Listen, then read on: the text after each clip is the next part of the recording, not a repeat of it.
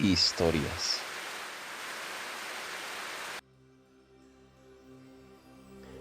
Hola, ¿qué tal? Soy Jairo y este es tu canal de historias de horror. Si te gustan las historias paranormales, las leyendas o los hechos aterradores de la humanidad, suscríbete y así nos ayudas a crecer. Si tienes alguna historia paranormal que hayas vivido o que haya vivido algún conocido, algún allegado a ti, puedes enviárnosla a nuestro correo que te dejamos en la descripción. No siendo más, te dejo con 3 historias. Esperamos que la disfrutes y muchas gracias por suscribirte.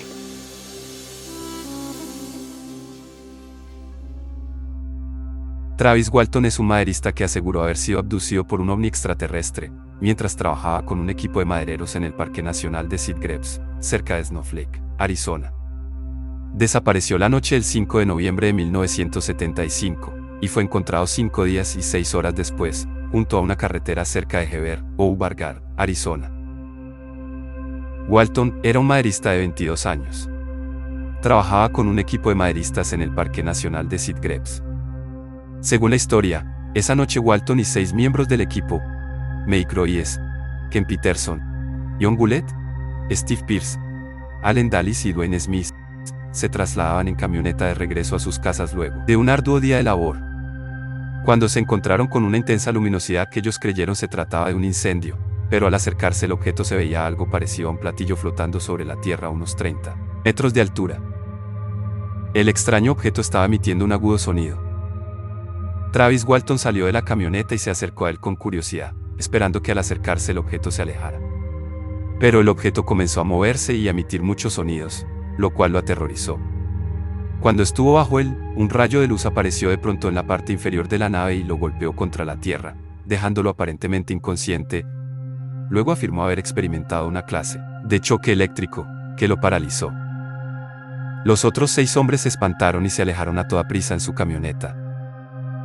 Poco después sus compañeros de trabajo volvieron al lugar solo para darse cuenta de que Travis había desaparecido. Aunque sus compañeros informaron del incidente a la policía en el pueblo Snowflake, Arizona y relataron el hecho tal como había sucedido, la versión no logró ser lo suficientemente veraz por lo que la desaparición de Travis fue considerada como un hecho policial más que un fenómeno de naturaleza inexplicable.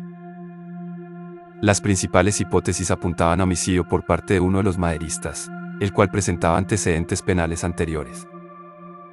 La policía buscó a Travis intensamente durante 3 días usando una gran partida de perros y helicópteros, pero todo fue en vano porque fueron incapaces de encontrarlo o encontrar alguna pista. Incluso, llegaron a pensar que podía haber sufrido una hipotermia, lo cual era lo más probable. Aunque nada se pudo comprobar con certeza, los 5 días posteriores a la desaparición de Travis Walton fueron un verdadero infierno para el grupo. Acusados de homicidio, juzgados legal y socialmente por toda la nación y con la firme certeza de que la abducción era un fraude para ocultar un crimen, fueron sometidos al detector de mentiras en la Oficina de Seguridad Pública del Estado de Arizona, con el más alto cuidado de administrarlo para tomar la prueba porque los hombres habían sido acusados de asesinato. El examinador de polígrafo altamente calificado, miembro de la Asociación de Polígrafos del Estado de Arizona, Cy Gilson, escribió en su informe que habían dicho la verdad y comentó: "Lo único que les puedo decir es que pasaron la prueba". Al 5.º día de la desaparición, la familia de Travis recibió una llamada telefónica desde un teléfono público.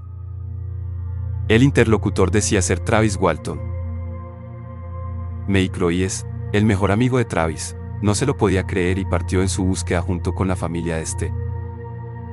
Travis recuperó la conciencia y se encontraba en un pavimento frío al oeste de Heber, Arizona. Cuando llegaron al lugar que se mencionaba en la llamada, encontraron a Travis al lado del teléfono público. Apenas hablaba y se encontraba en un estado físico y psicológico muy deteriorado.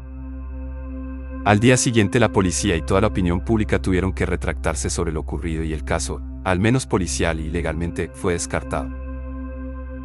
Walton relató lo que sucedió después de haber sido golpeado contra la tierra. Desperté en un cuarto parecido a un hospital, todo de metal. Estaba tendido de espaldas y fui recuperando la conciencia lentamente sintiendo mucho dolor en la cabeza y en la zona del pecho. Era observado por extrañas criaturas con cabezas calvas de no más de 1,5 metros. Estas criaturas eran muy blancas, sin cabello, sin pestañas ni cejas y con cabezas y ojos muy grandes, con narices, bocas y orejas pequeñas. Me puse histérico, los golpeé, alejándolos de mí, y salté de la mesa, pero empezaron a ir hacia mí por lo que agarré un objeto de los que había allí y los amenacé. Los seres se dieron la vuelta y dejaron la sala. Como tenía miedo de que los seres volvieran, salí de allí y entré a otra sala donde había una especie de proyección como de un mapa de estrellas y enfrente una silla. Mientras intentaba encontrar una salida, un hombre de apariencia humana más alto que yo, más grande, más musculoso, con pelo castaño rubio y ojos color avellana y con un casco entró en la sala. Yo intenté hablar a este hombre pero él no lo aceptó y me dejó a las afueras de la nave en la que nos encontrábamos, la cual estaba aparentemente dentro de una gran sala o construcción. Probablemente una nave más grande. Este me dejó entrar en otra sala donde otros humanos como el anterior mencionado, me pusieron una máscara de plástico sobre la cara y me dejaron inconsciente. La siguiente cosa que recuerdo es que estaba tendido en la autopista viendo el platillo volador despegando hacia arriba rápidamente. Solo era capaz de recordar unas pocas horas del tiempo que desaparecí y me sorprendió mucho cuando me dijeron que habían transcurrido 5 días. Hace muchos años que salí de una camioneta del trabajo en el Bosque Nacional y corrí hacia un ovni grande que brillaba intensamente y que flotaba en el aire en la oscuridad de la noche en Arizona. Pero cuando tomé esa decisión profética de dejar la camioneta, dejé detrás algo más que a mis 6 compañeros trabajadores. Yo estaba dejando para siempre toda la apariencia de una vida normal, corriendo precipitadamente hacia una experiencia inmensamente abrumadora en sus efectos, tan devastadora en sus consecuencias. Que mi vida nunca puede ser la misma para siempre. Historias.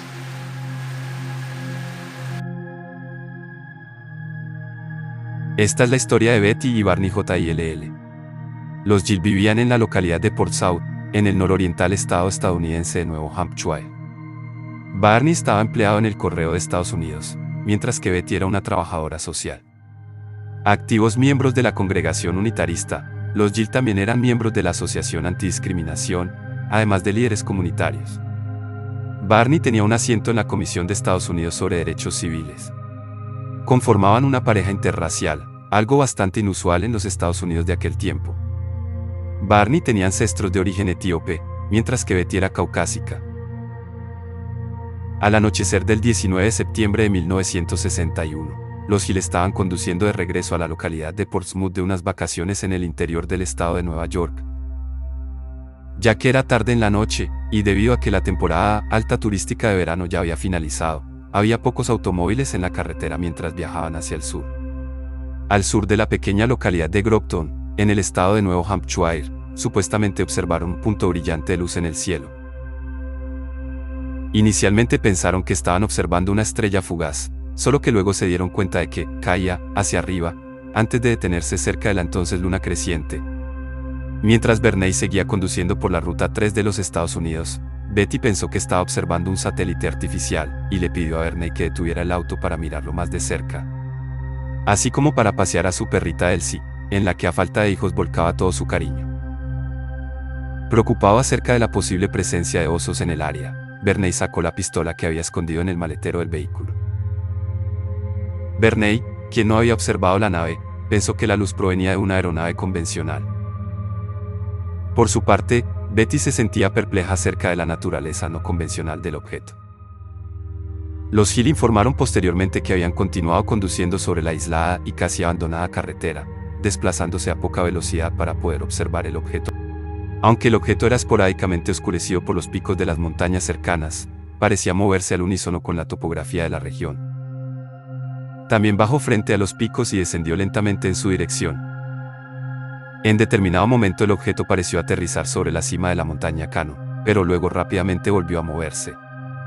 Por momentos, parecía el patrón de vuelo de una pelota en un juego de paleta, rápidamente aproximándose al vehículo de los Hill y después retrocediendo. Aproximadamente 1,5 kilómetros al sur de la pequeña localidad de Indian Jet, la gigantesca nave discoidal rápidamente descendió hacia el vehículo de los Hill, causando que Barney se detuviese. Después de abrir la puerta del auto para observar el objeto más de cerca, puso su pistola en un bolsillo y tomó sus binoculares.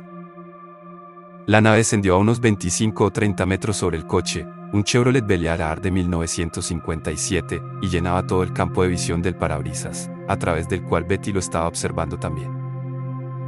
Verney se apartó del vehículo y se acercó al objeto, el cual oscilaba como un péndulo desde el lado izquierdo del automóvil, hacia el área derecha sobre el campo adyacente.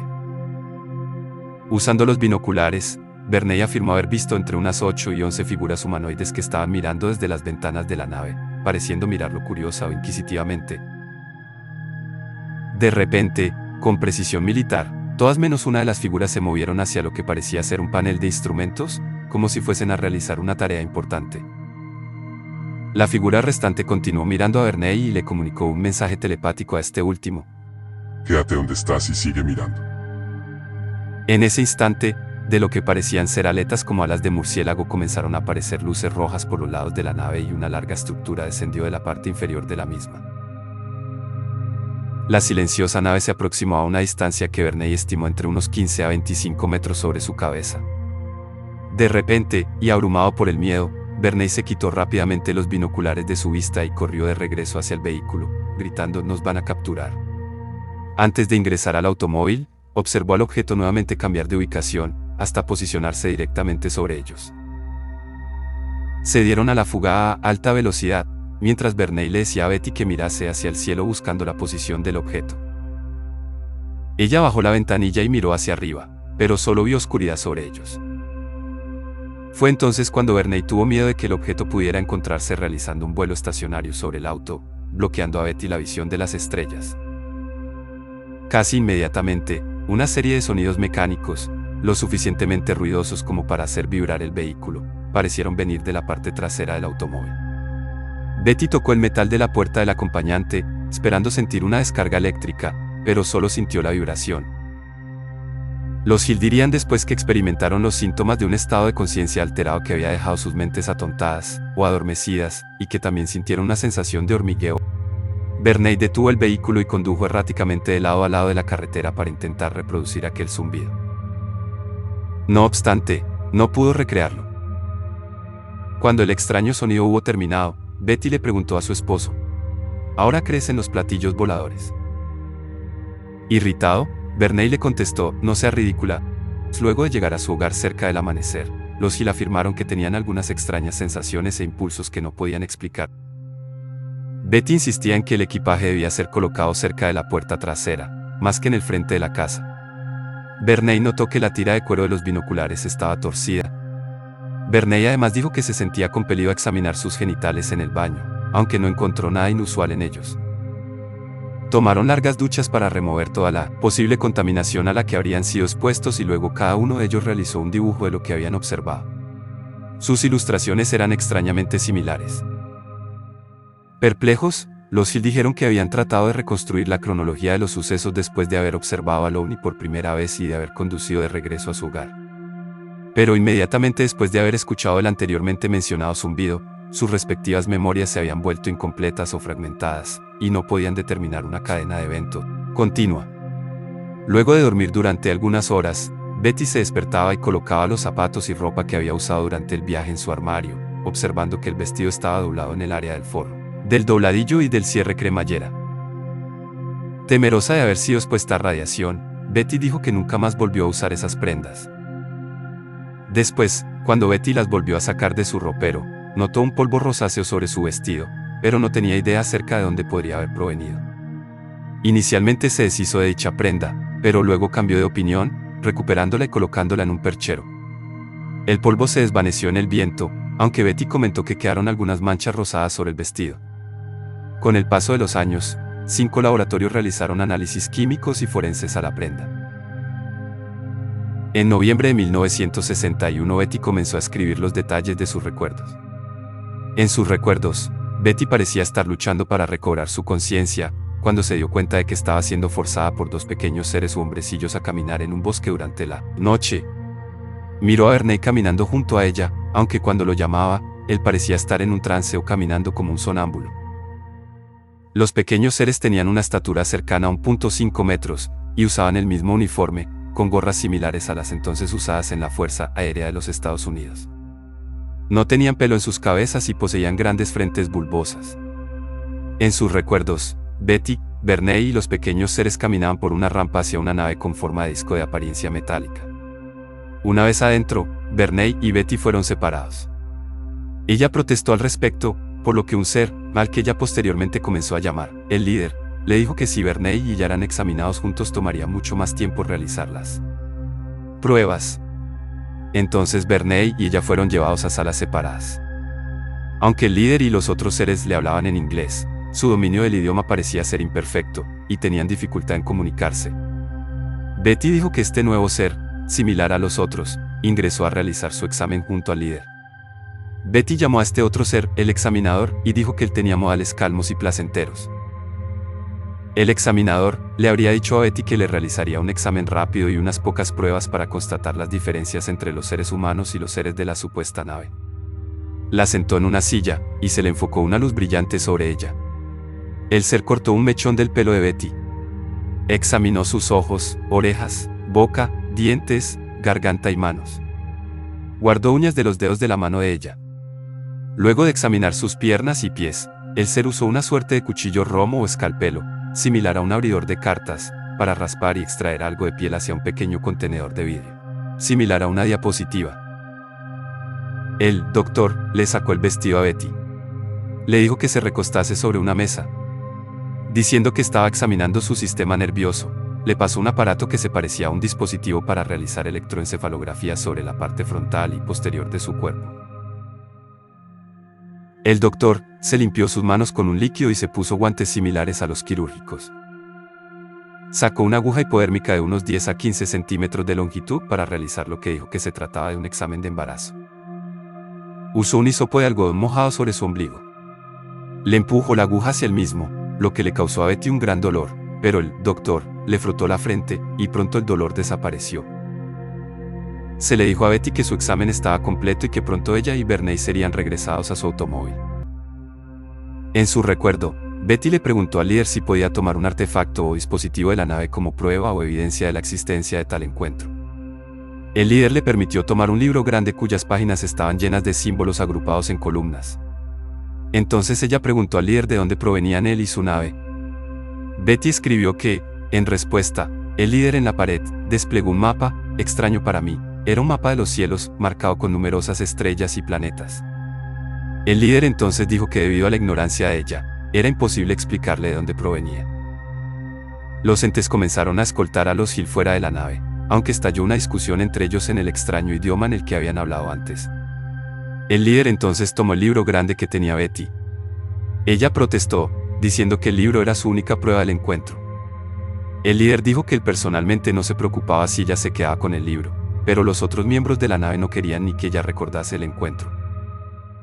Betty insistió en que no importaba que le hiciesen a su memoria, ella algún día recordaría los sucesos. Ambos fueron trasladados hasta su automóvil, donde el líder les sugirió que esperaran para observar la partida de la nave. Así lo hicieron, y luego reanudaron su viaje. Betty declaró que el suceso había sido milagroso y excitante, pero Verney no dijo nada al respecto.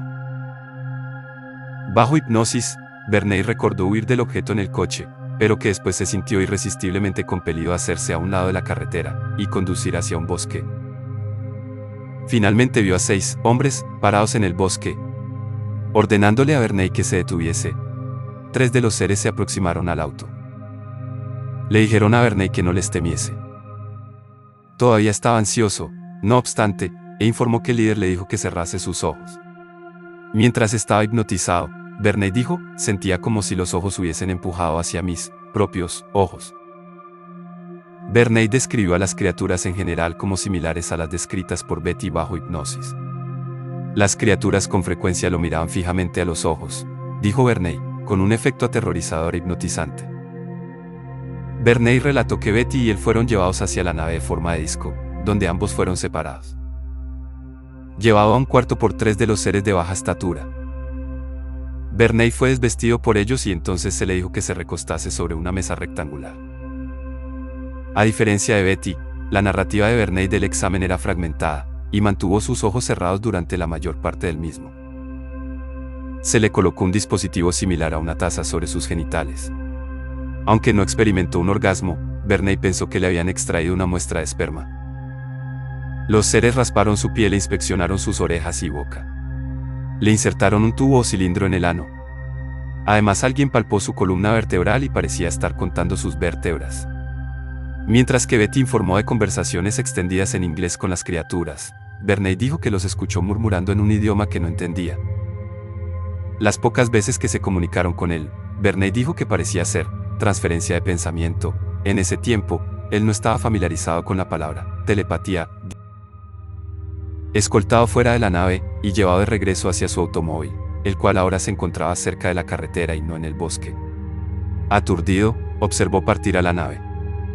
Bernay recordó una luz que aparecía sobre la carretera, mientras decía, «Oh no, no otra vez». Bernay murió de una hemorragia cerebral el 25 de febrero de 1969 y Betty falleció de cáncer poco más de 35 años después, el 17 de octubre de 2004. Muchas de las notas de Betty Hill, cintas y otros objetos relacionados han sido colocados como parte de una colección permanente disponible en la biblioteca de la Universidad de New Hampshire, que había sido el alma mater de ella. Historias. Antonio Vilas Boas fue un granjero brasileño y luego abogado de la localidad de San Francisco de Sales, estado de Minas Gerais, que aseguró haber sido abducido por extraterrestres en 1957. El relato de Vilas Boas fue una de las primeras historias de abducción extraterrestre en recibir amplia atención, varios años antes de que la todavía más publicitada abducción de los Hill hiciera famoso el concepto y diera comienzo a numerosos informes de experiencias similares. Cuando sucedió el supuesto caso de abducción, Vilas Boas era un granjero de 23 años que trabajaba de noche para evitar el calor del día. Según él, el 16 de octubre de 1957, mientras estaba arando, apareció una estrella roja en el cielo. Se acercó a su posición creciendo gradualmente y pronto se dio cuenta de que era una nave espacial, de forma ovoide, con una luz roja frontal y una cúpula giratoria arriba. Comenzó a descender y aterrizó extendiendo 3 patas. Según Vilas Boas, decidió huir, pero pronto se apagaron las luces y el motor de su tractor. Así que siguió a pie hasta que fue apresado por un humanoide de 1,5 metros de altura vestido con un mono gris y casco, el cual en lugar de hablar emitía unos sonidos como ladridos o aullidos. 3 seres iguales se unieron al primero para someter al joven e introducirlo en la nave. Vilas Boas describió a estos seres como parecidos a los humanos, más pequeños y con los ojos azules.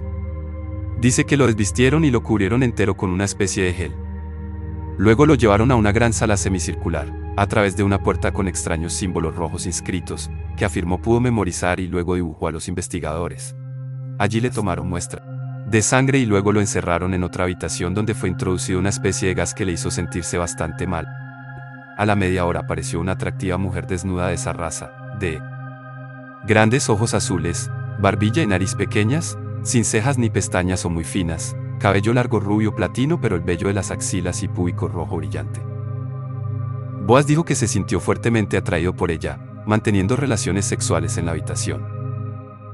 Durante el acto, Boas notó que la mujer no lo besó, sino que lo mordió en la barbilla, siendo sus dientes pequeños pero afilados. Al terminar, la mujer sonrió, se frotó el vientre y señaló hacia arriba. Boas interpretó que su hijo sería criado en el espacio. Y el propio Boas dijo sentirse incómodo y enojado por la situación, porque sentía que había sido poco menos que un buen semental para los humanoides. Al salir de esa habitación le devolvieron su ropa, y Vilas Boas contó que siguió recorriendo la nave con los seres extraterrestres. Luego lo escoltaron al exterior y vio la nave despegar brillando intensamente. Vilas Boas decía que los seres tenían tecnología más avanzada que la humana en la nave, y que intentó agarrar una especie de reloj para tener una prueba del encuentro, pero los seres no le dejaron. En casa, un aturdido Vilas Boas se dio cuenta de que solo habían pasado 4 horas. Vilas Boas luego se convirtió en abogado, se casó y tuvo 4 hijos. Aunque algunas fuentes dicen que murió en 1992, en realidad falleció el 17 de enero de 1991 y hasta el último momento se mantuvo fiel a su supuesta experiencia, defendiendo su historia de abducción. Tras el hecho, Boas afirmó haber sufrido náuseas y debilidad, así como dolores de cabeza y lesiones en la piel. Finalmente, se puso en contacto con el periodista José Martins, que había publicado un anuncio en un periódico buscando personas que hubieran tenido experiencias ovni. Tras escuchar a Boas, Martins avisó al Dr. Olavo Fontes de la Escuela Nacional de Medicina de Brasil. Fontes también estaba en contacto con el grupo estadounidense de investigación OVNIAPRO. Fontes examinó al joven granjero y concluyó que había estado expuesto a una gran dosis de radiación y ahora sufría leves síntomas de irradiación.